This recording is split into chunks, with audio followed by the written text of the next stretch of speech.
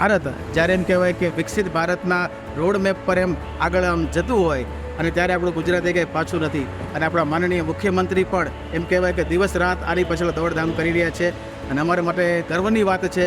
આ મોકા ઉપર ભૂપેન્દ્રભાઈ પટેલ ગુજરાતના સીએમ સુરતમાં પધાર્યા છે, તો અમને તેમને મળવાનો એક અનેરો આનંદ મળ્યો છે. એ અમારા માટે સુવર્ણ મોકો છે.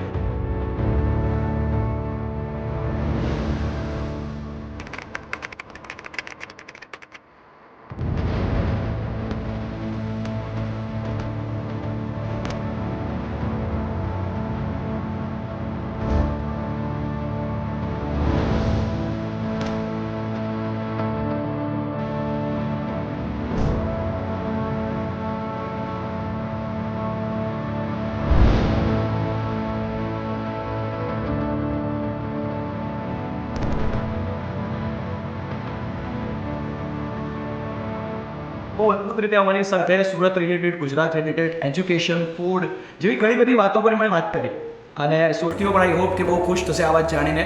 સીએમ સાહેબ ડાયરેક્ટ અમને મળી રહ્યા છે, અમારી પાસે જાણી પણ રહ્યા છે, ઘણું બધું અમને જણાવી પણ રહ્યા છે. સરકારશ્રીએ પહેલ કરી છે કે હકારાત્મક અભિગમ સાથે માહિતીઓનું આદાન પ્રદાન થાય. ઘણી બધી ચર્ચાઓ એવી હતી જે સુરતના કે પછી આપણે ગુજરાતના ડેવલપમેન્ટને લઈને હતી. અમારું જે પર્સપેક્ટિવ અને અમને જે આઉટપુટ મળ્યું છે કાફી બહુ ફ્રૂટફુલ હતું. જ્યારે બિંગ અ બિઝનેસ સિનિયર ઓન્ટરપ્રનોર્સ આ એક અવોર્ડ કરતાં પણ બહુ મોટી વસ્તુ છે જે તમને ઇન્સ્પાયર કરે છે. તો આવી રીતે જ ઇન્સ્પાયર થઈને એમ થાય છે કે હવે ઘણું સરસ કામ કરીશું.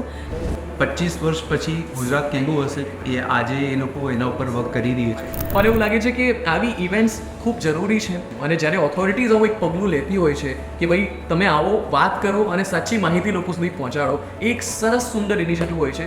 જ્યારે તમારા લીડર થોટફુલ હોય તો લીડરશિપની વાત જ કંઈ અલગ હોય. મને લાગી રહ્યું છે કે આપણે જે વિકસિત ભારતની વાત કરી રહ્યા છીએ એનું એક આહ્વાન થઈ ગયું છે